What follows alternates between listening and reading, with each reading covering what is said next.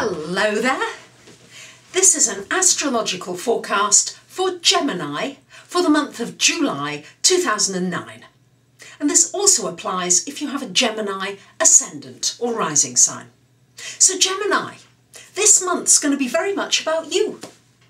A lot of focus about you, what you're wanting, your finance, your money, your work, a lot of focus and thinking going into you and yourself. Now please take advantage of the first 3 days of the month that Mercury is still in your sign Gemini.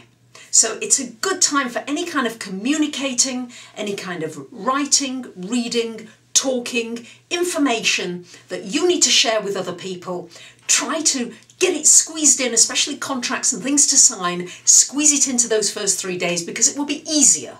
Things will flow, people will understand you well, and it will flow nice and easily. Now, for the first 11 days of the month, Mars is in your 12th house still. So there may still be a feeling that your energy isn't quite up yet. It's still a little subdued. And for you, Gemini, with your fast thinking brain, you don't really like that feeling in some ways. So don't be concerned. Mars is in the 12th house, and the best way to use that, Gemini, is to do something creative, something quiet. Maybe painting, sewing, art, music, listening to music, meditating. Use it in a positive way and try not to feel frustrated about it.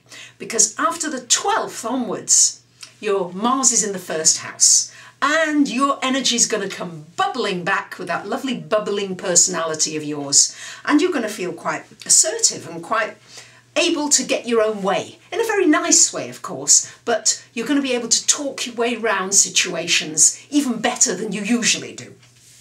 And we've also got Mercury in that first house just for those first 3 days. We've got Sun and Mercury in the second house. Sun is there until about the 23rd of the month in the second house. So Gemini, good time to work on your finances, work on your security, creating a secure base for yourself. It's a good time to, in fact, look at another source of income. Or maybe looking at introducing a new value into your life, something else that is important to you that maybe you've neglected.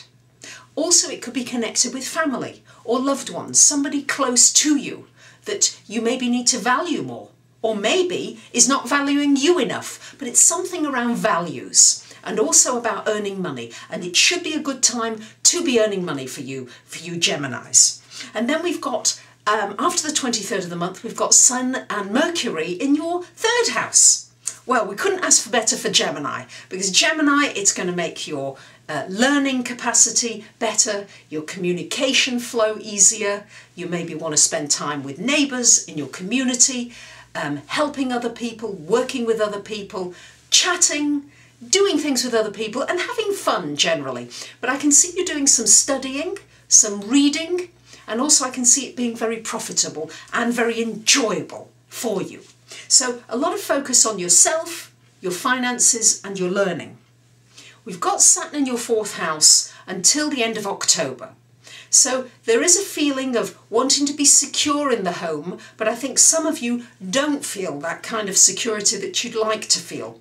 Maybe some of you have had to move, or you feel limited or constricted where you're living, or maybe renovations are going on. Well, this is really a time now probably to really not be taking on any debt or incurring anything that extends you in your home area. So ideally, not a good time for you to buy a property, really not a good time. Time to sit tight, and if anything, maybe sell and get rid of the property, especially if you have a high debt on it, and really give yourself some breathing space, especially as we've got all these new energies coming in for you to earn some new income and some new money.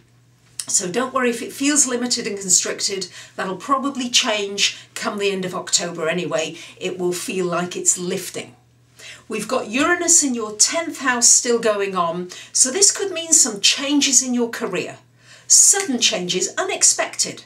It doesn't mean that they're bad changes. Very often they can be very positive changes, but there will be a surprise, right? Something that comes in that you really didn't expect will happen. So just to warn you of that, Gemini, luckily you're mutable, so you are able to go with the flow for the most part, and I don't think it's going to throw you too much. With Pluto in your 8th house, also watch out for anything you're doing with other people's money. Any kind of joint resources, make sure that the power balance is balanced and that you're getting what you need from any kind of agreement to do with finances and money with anyone else. So there you have it, Gemini. That's your month ahead. I wish you a great July, and I thank you for listening, and I'll be back soon. Bye for now.